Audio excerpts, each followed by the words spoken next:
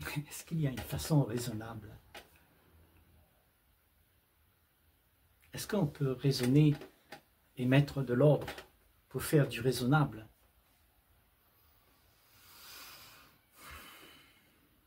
C'est pourtant ça, réfléchir, penser, regarder ce qui se passe et puis essayer de mettre de l'ordre dans tout le chaos qu'il y a. Parce que le chaos, il est là, en toi.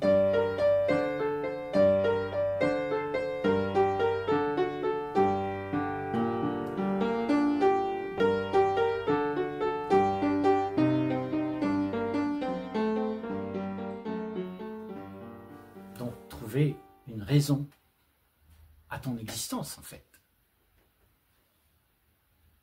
Parce que si tu ne trouves pas ta raison d'être, tu vas être déraisonnable. Tu vas faire des choses qui ne sont pas justes. Tu vas faire des choses sans réfléchir. Tu vas faire des choses par compulsion. Tu ne seras pas présent. Tu ne seras pas raisonné. Nous avons besoin de voir les choses comme elles sont pour pouvoir peser les choses. Peser entre une direction ou une autre. Peser pour voir le danger, où se trouve le danger. Parce que si tu ne vois pas le danger, tu ne seras pas raisonnable. Tu n'auras pas de raison pour aller dans cette direction-là. Donc tu seras déraisonnable.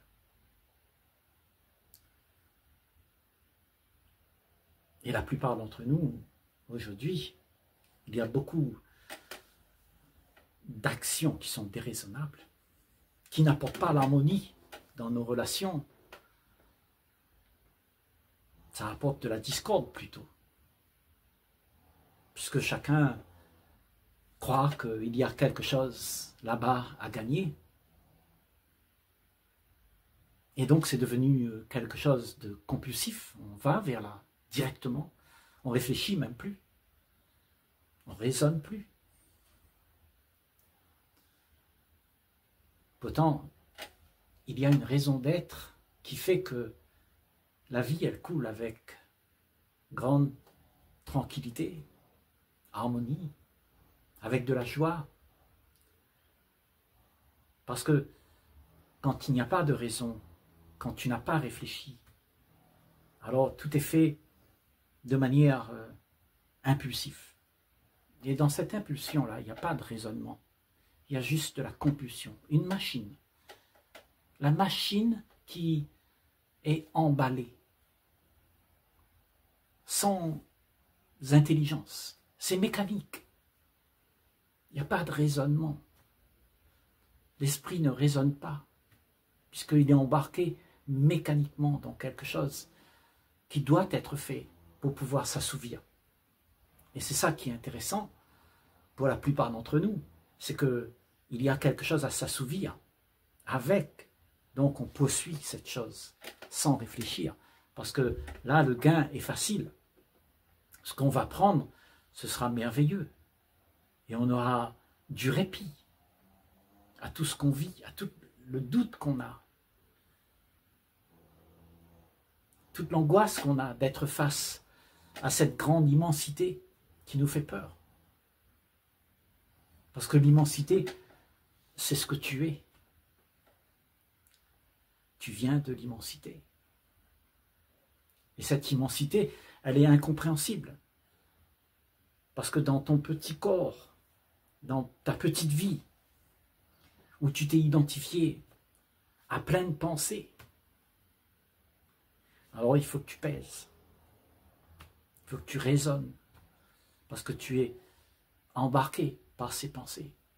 Et ces pensées te dictent la marche à suivre. Donc tu vas les voir. Il faut que tu les vois, ces pensées. Il faut que tu les regardes. Il faut que tu les comprennes. Et il semblerait que ça, ce soit quelque chose de très difficile. Parce que la pensée passe du coq à l'âne à chaque instant. La pensée, c'est ce qu'on réitère en fait. Et la pensée dicte ce que doit être maintenant, parce qu'il vient du passé. Et le passé, c'est la référence de ce qui doit se passer maintenant. Il y a une référence derrière nous. Et on veut l'appliquer. Et ça, c'est systématique. Mais quand on fait ça, alors, il n'y a pas d'intelligence. C'est juste mécanique. Mais avec l'intelligence, tu sais où tu vas. Tu raisonnes et tu vois le danger.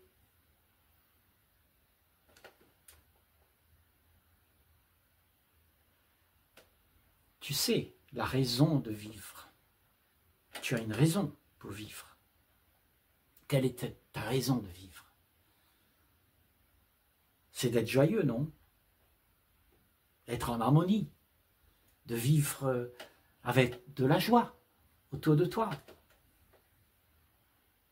sans conflit, sans souffrance. Ta raison d'être, ce sera ça. Il faut que tu la connaisses, cette raison. Il faut que tu puisses la peser, raisonner. Tu es un raisonnement. Là, je suis en train de dire que très peu d'entre nous raisonnent. Nous sommes embarqués par nos pensées et on ne raisonne plus. On est devenu mécanique.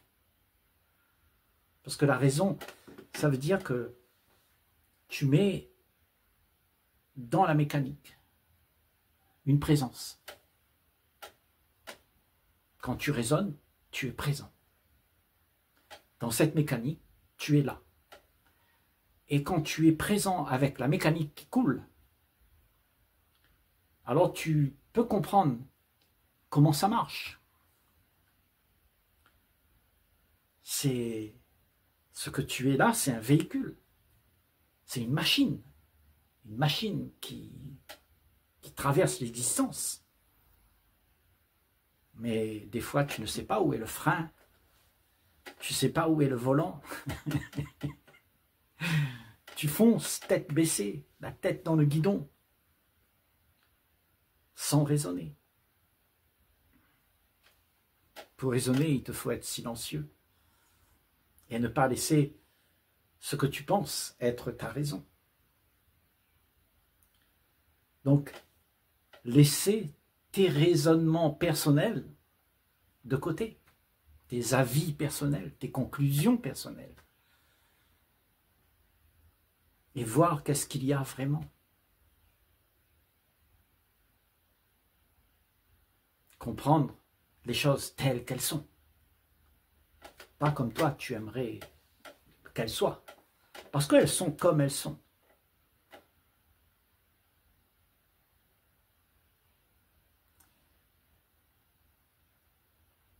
Il y a une vie qui se profile quand tu es présent. Une vie qui n'a pas de commencement et qui n'a pas de fin. Et tout ce qui va être fait, tu ne vas jamais regretter. Parce que la plupart d'entre nous, on regrette nos actions. Parce que nos actions sont faites par intérêt, pour que quelque chose puisse nous être donné. C'est-à-dire, on va faire plaisir, et on attendra en retour quelque chose qui reviendra vers moi. Donc, ce que tu as fait, c'est regrettable, parce que ça n'a pas été juste. Tu l'as fait pour une cause qui n'est pas la tienne. Parce que ce que tu crois être n'est pas toi. Ce que tu crois être, c'est un centre égocentrique qui ramasse tout pour pouvoir exister. Donc tout ce qui se passe dans cette optique-là, c'est regrettable. Parce que tout est fait dans la compulsion. Il n'y a rien de réfléchi. Tout est mené en dessus-dessous. Alors on dit toujours, réfléchis 7 fois, tourne ta langue 7 fois dans ta bouche avant que tu dises un mot.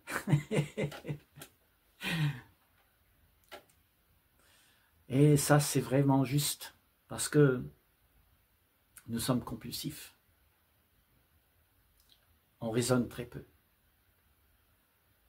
Pourtant, c'est la capacité que tu as pour pouvoir te libérer de tout ce que tu fais et qui t'embarque dans une direction que tu ne voulais pas. C'est-à-dire tu subis.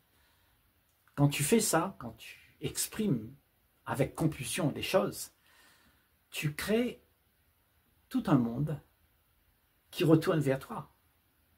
Tu crées ton karma. Ce que tu sèmes, tu vas récolter. Parce que tu l'as semé. Tu l'as semé de manière bête.